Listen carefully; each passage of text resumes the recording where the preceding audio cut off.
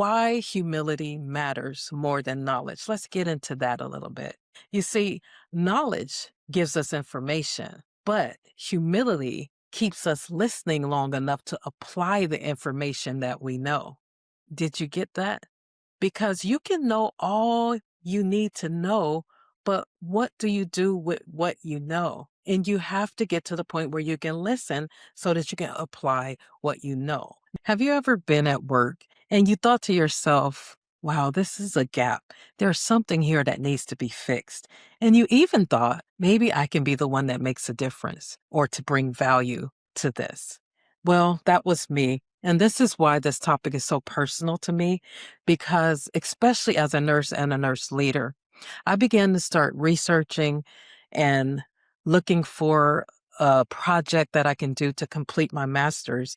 And I found this article and this quote, and it said that a maternal death is not just a number or part of a count, it's a tragedy, and it leaves a hole in a family's heart. And I dare to say, in a community and in the world. So maternal outcomes are not numbers, they're futures, they're families, their trust. They are people that we will never see again. So I truly believe that providers, nurses, doctors, midwives, the healthcare team, we don't come to work and say, I am not going to listen to my patient today. We do not come to work and say, I am going to make your life miserable today. In the same way, for patients, I truly don't believe that patients intend to come in and to be argumentative or to be difficult or to make the provider's life not so great. I really don't think that that is the intention at all. I think that we have a system that has human beings in it that need more self awareness because we don't come in, we don't intend to come in. Our intentions fall short. Like, let me tell you about three intentions that fall short because providers care. I know that they're care, but care without self awareness tends to fall short sometimes and cause harm. Another thing that I think that gets in the way, quite honestly, especially with our physicians, is sometimes the system rewards efficiency versus presence and connection. And so our physicians, I know many of my friends that are physicians and they love patients and they want to give the best care that they can, but sometimes they are limited in their time that they get to spend with patients. If they had it their way, they probably would spend so much more time with each patient. And so that's another thing. The third thing I think that really causes intentions to fall short is the fact that because there is a time period involved, that providers don't get to pause in between patients. They don't get to reflect. They don't get to process the last interaction that they just had. And so when you don't get to process the last interaction or time to pause and to reflect, then you can go on autopilot and continue to be so fast that you don't really get the questions answered. You don't really get an opportunity to listen the way that you really want to listen. And so that's literally why I created the champ experience. You know, the champ experience is not more work because we do not need more work. We are busy already. I believe that it's better work because that's the key. We want to find things as better work versus busy work. And so that's why I came up with it. And so, why humility matters more than knowledge. Let's get into that a little bit. You see, knowledge gives us information, but humility keeps us listening long enough to apply the information that we know. Did you get that? Because you can know all you need to know, but what do you do with what you know? And you have to get to the point where you can listen so that you can apply what you know. Knowledge also tells me what can happen. But humility helps me to notice when it's happening or what is happening at that particular time. So that's why I said what changed for me when I recognized that, yes, I'm the expert. Yes, I'm practicing at the top of my license, but I had to learn how to go in with humility, how to go in. Now, I know that I have all the information that I need to help out the patient, but I'm going in as a learner. I'm leaning in to listen to see what I can learn from that particular person. See, that's the difference between cultural humility and competence. See, for cultural competence, I know things. I have the knowledge. I have checklists. I have things that cause me to operate from the outside in. But with cultural humility, I actually am more self-aware. I build relationships, and it's an inside out job. It's all about me being a lifelong learner so that I can hear what I need to hear from my patient. You see, cultural competency, it focuses on what you know, and cultural humility focuses on how to relate. And so that is the secret sauce, how to relate.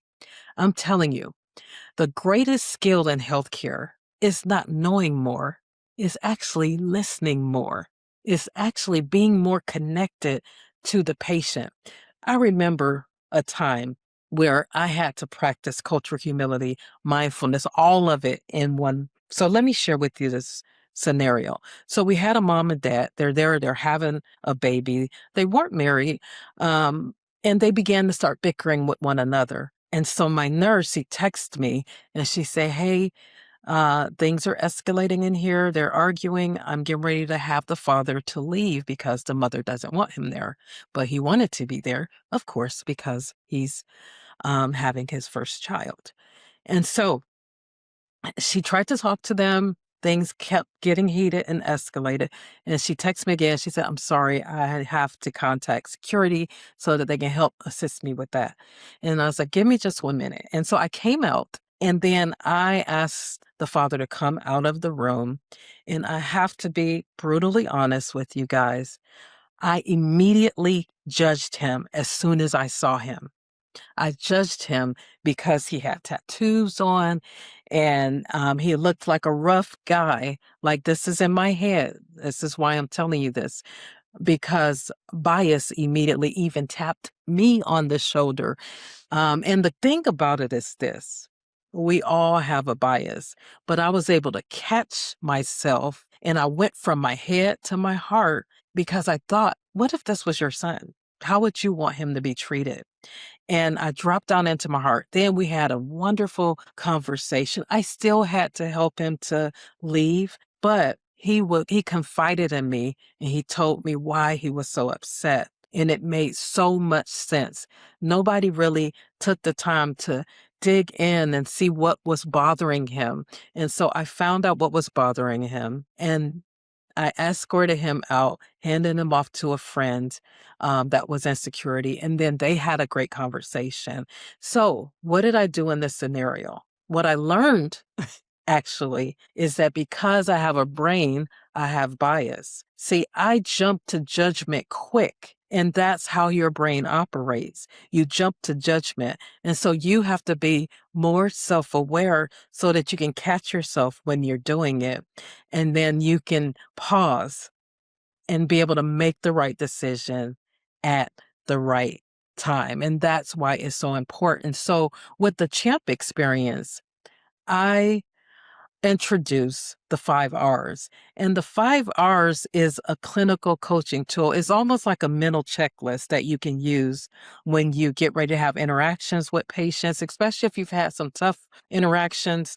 Also, it helps after you have a conversation just so you can evaluate, but it's a clinical coaching tool and it's for the provider because we need help because we are busy individuals. We're taking care of people. We love taking care of patients. but we do need time to pause so that we can understand what's going on, especially when we're dealing with really tough situations.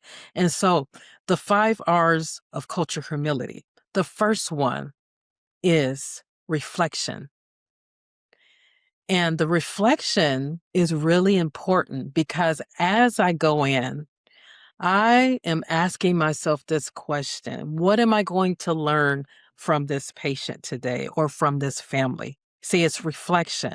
And the second one is respect. Did I treat everybody with courtesy and respect or dignity? That's the second one. The third one is regard. Did bias interfere with my discussion, with my conversation, just like I mentioned about mine when I told you about that scenario? So the fourth one is relevance. How did cultural humility matter here? The leaning in, the listening, the ability to listen, sit quietly, and not be so quick to answer. And then the fifth one is resilience. How did this interaction affect me? Because the key here is our responsibility as physicians, as midwives, as the healthcare team, as nurses, is to show up with our best selves. And in order to show up with our best selves, we have to make sure that we're doing the work. We are reflecting. We are asking ourselves those questions so that we can show up and make sure we're not the one that's bringing in the negative energy. Now, which one do I think is hardest for providers? I actually believe that the reflection one is because we are experts and we are practicing at the top of our game, at the top of our license. And so we know what we know, and it's no doubt about it. So, in order to go in cultural humility, there is a letting go of you walking in like, I already know what I'm going to say, to leaning in and saying, let me listen so I can see what else that I can learn. See, when you can do that, you're more self aware. And so I do think it's really challenging sometimes because of the time element that I told you about earlier. But if we can do this, we would have better interactions and better outcomes. Because quite honestly, I truly believe that calm is a competency. Calm, being calm. The calmer you are, the safer the patients are. I truly believe that. I remember just engaging in conversations and dealing with situations as I was leading, as I was connecting with patients. So I was able to bring my presence to this very calm point that it actually made things calm down around me. It eased fears, and it is really a secret sauce if you can use it. Because before you enter the room, you want to make sure that you're going in with the right energy.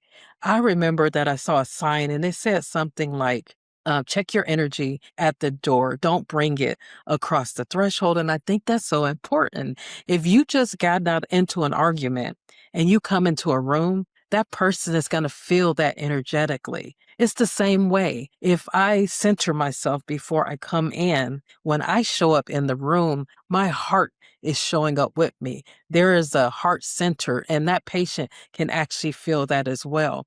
The secret sauce to this, to be able to really sit and lean in, is that you make more connections with your patients.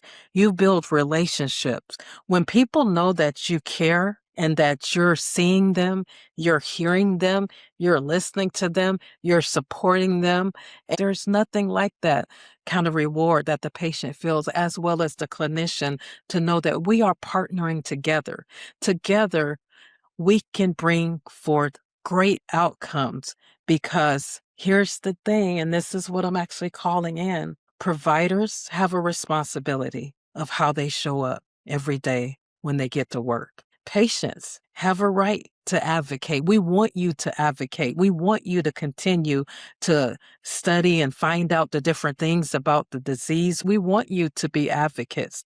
Our well being matters. And so we have to intentionally, deliberately, on purpose. And I would like to leave you with this.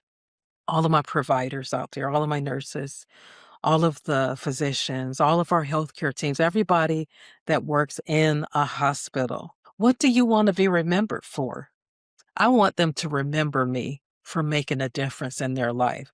I want them to remember me for sitting there, listening to them, opening up so that they can share what they need to share. I want them to remember me for holding space for what was going on, for giving them another chance, even in the midst of them being angry or upset, that I can have this type of presence that helps them to calm down because I've mastered the art of practicing how to be calm myself. So I hope you enjoyed this video. I encourage you to really take some time to do some self-reflection and to operate in these 5 Rs because I really think that it could really add value to your life and actually refresh you as you continue to take wonderful care of our patients. Thank you so much for listening, and I'll see you on the next video.